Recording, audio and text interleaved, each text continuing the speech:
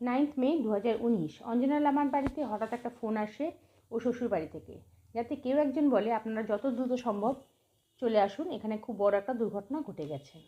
যথারীতি অঞ্জনার বাবা মা এবং বাড়ির অনেকে সকলে মিলে যত দ্রুত সম্ভব অঞ্জনার বাড়ির দিকে রওনা হয়। কিন্তু বাড়িতে পৌঁছে তারা সকলে আতঙ্কিত হয়ে পড়ে, কারণ তখন অঞ্জনার শ্বশুরবাড়ির চারিদিকে ছিল পুলিশ আর সাধারণ মানুষের ভিড়। পরিচয় জানতে পেরে পুলিশের একজন এসে অঞ্জনার বাবাকে ভিতরে নিয়ে যায়। ভিতরে অঞ্জনার বাবা যে দৃশ্য দেখে তার জন্য তারা কেউ প্রস্তুত ছিল না। ঘটনা হলো নেপাল দেশের হাতরাস নামক একটি শহর, যেখানে অঞ্জনা লামার জন্ম হয় 1995 26শে অগস্ট। আরও দুজন ছোট ভাই বোনের সাথে খুব আদর যত্নে ছটফটে সুন্দরী অঞ্জনা বড় হতে থাকে। ও ছিল পরিবারের সকলের প্রিয়। যখন অঞ্জনা 11 ক্লাসে পড়ছে, ওর পরিচয় হয় প্রাজ্জ্বল মাহাতের সাথে।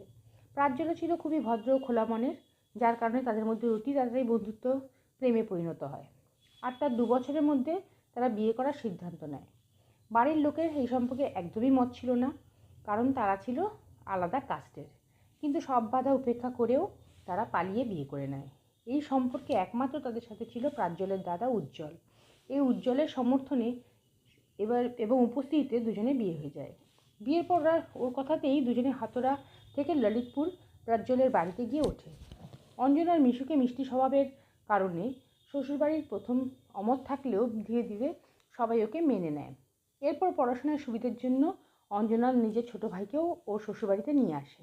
আরও কিছুদিন পর অঞ্জনার বাড়ির কাছে একটা বিউটি পার্লার খোলে, যাতে তার ভালো একটা রোজগার হয় আর সময়টাও ভালো কাটে। শ্বশুরবাড়ির সকলের পর বাপের বাড়িরও সবাই ভালোভাবে ওদের সম্পর্কটা মেনে নেয়। সব মিলিয়ে অঞ্জনা আর প্রাজ্জ্বলের নতুন দাম্পত্য জীবন খুব ভালো চলছিল। অঞ্জনার ভাসুর উজ্জ্বলও একজন ভালো হাসিখুশি মানুষ ছিল। উজ্জ্বল প্রথমে ছিল একজন সাউন্ড ইঞ্জিনিয়ার, পরে অবশ্য সেই কাজ থেকে কানের সমস্যার জন্য ছেড়ে দিতে হয় ও আলাদা একটা চাকরিতে জয়েন করতে হয়। উজ্জ্বলও ছিল অঞ্জনার খুবই প্রিয় দাদা, কিন্তু এই উজ্জ্বলের স্ত্রী অঞ্জনাকে একদমই পছন্দ করতো না। গোটা পরিবারের মধ্যে ওই ছিল অঞ্জনার একমাত্র সমস্যা।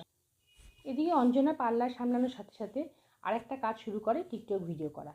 সেই সময় ওটা ছিল খুবই পপুলার আর অঞ্জনা সহজেই অনেকের পছন্দের হয়ে ওঠে। যথারীতি এরপর অঞ্জনার মডেলিংয়ের অফার আসে আর তাতেও ও জয়েন করে ভালোই সাফল্য পায়। ওদিকে প্রাজ্জ্বলের চাকরিতে উন্নতি হতে থাকে। দুজনে ভালোই টাকা রোজগার করছিল। দুজনে এবার প্ল্যান করে যে তারা এরপর ওরা কানাডায় শিফট করে ওখানেই সেটেল করবে। হঠাৎ এরপর 2019-এর 9 মে 3টের সময় অঞ্জনার বাপের বাড়িতে ওই ফোন আসে। শ্বশুরবাড়িতে পৌঁছে তারা দেখে বাড়ির বাইরে একমাত্র অঞ্জনার ছোট ভাই যে ওর সাথে থাকতো সে প্রচণ্ড কান্নাকাটি করছে। আর ঘরের ভিতরে পুলিশ যখন নিয়ে যায়, অঞ্জনার বাবা দেখে বিছানার উপর অঞ্জনার টুকরো টুকরো দেহের উপরের অংশ আর মেঝেতে শরীরের নিচের অংশ। বিস্মিত বাবা মা পুলিশের কাছে শ্বশুরবাড়ির সকলকে গ্রেপ্তার করার অনুরোধ জানায়, কিন্তু পুলিশ জানায় যে কালপ্রিট নিজেই সারেন্ডার করেছে অঞ্জনার মার্ডারের জন্য। অঞ্জনার বাপের বাড়িতে সকলে বিস্মিত করে দিয়ে পুলিশ জানায় যে এই কালপিট হলো আর কেউ নয়, অঞ্জনার ভাসুর উজ্জ্বল, যে কিনা প্রথম দিন থেকেই ওদের পাশে ছিল। বাপের বাড়িতেও ওকে নিয়ে অঞ্জনা কখনো অভিযোগ করেনি। অভিযোগ ছিল উজ্জ্বলের স্ত্রীর উপর, যে কখনো অঞ্জনাকে পছন্দ করতো না। পুলিশকে জানাবার পর পুলিশ বলে যে একমাত্র উজ্জ্বলই এই মার্ডারের জন্য দায়ী। সে নিজেই সে কথা স্বীকার করেছে। ওই দিন দুপুর 1:30 নাগাদ একটি নেপালি খুকরি দিয়ে সে অঞ্জনাকে মার্ডার করে। পোস্টমর্টেম রিপোর্টেও সেটাই সত্য প্রমাণিত হয়। কিন্তু উজ্জ্বল কেন এইভাবে সকলকে সেটাই ভাবাচ্ছিল। 25-30টা খুকুরির আঘাতে সে যে অঞ্জনাকে তার সমস্ত শরীরটা তার টুকরো টুকরো করে ফেলেছিল, এতে বোঝা যায় কতটা ঘৃণা করলে মানুষ এই কাণ্ড ঘটাতে পারে। পুলিশকে উজ্জ্বল জানায় সকলের সাথে খোলামেলা কথাবার্তা বলা বা মডেলিংয়ের জন্য ছোট পোশাক পরা কোনোটাই নাকি উজ্জ্বলের পছন্দ ছিল না।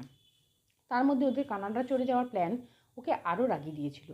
উজ্জ্বল মনে করে এইসব কিছুর জন্যই অঞ্জনা দায়ী। এইসব কারণে, অতি সাধারণ কারণ, সে অঞ্জনাকে মারার প্ল্যান করে। এতে প্রমাণ হয় উজ্জ্বল আসলে খুবই ছোটো মনের একজন মানুষ, অথবা সে একজন মানসিক রোগী। আর এত বড় কাণ্ড ঘটানোর পরেও উজ্জ্বলের বাবা মা নেপালের সবচেয়ে বড় উকিলকে তার কেস লড়ার জন্য ঠিক করে।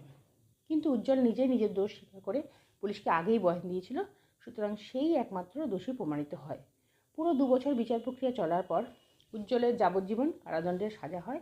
প্রাজ্জ্বলও নিজের দাদার বিরুদ্ধে প্রথম থেকেই ছিল। তার সুন্দর জীবন ধ্বংস করে দেওয়ার জন্য তার দাদাকেই সে দোষী বলে মনে করত। বর্তমানে একাই সে কানাডাতে জীবন কাটাচ্ছে, আর অঞ্জনার এত সুন্দর জীবনটা অকারণে উজ্জ্বল শেষ করে দিল। আসবো আবার পরের ভিডিও নিয়ে। ততক্ষণ আপনারা সতর্ক থাকবেন ও তথ্য সমৃদ্ধ থাকবেন। ভালো লাগলে প্লিজ লাইক, শেয়ার আর সাবস্ক্রাইব করবেন। ধন্যবাদ।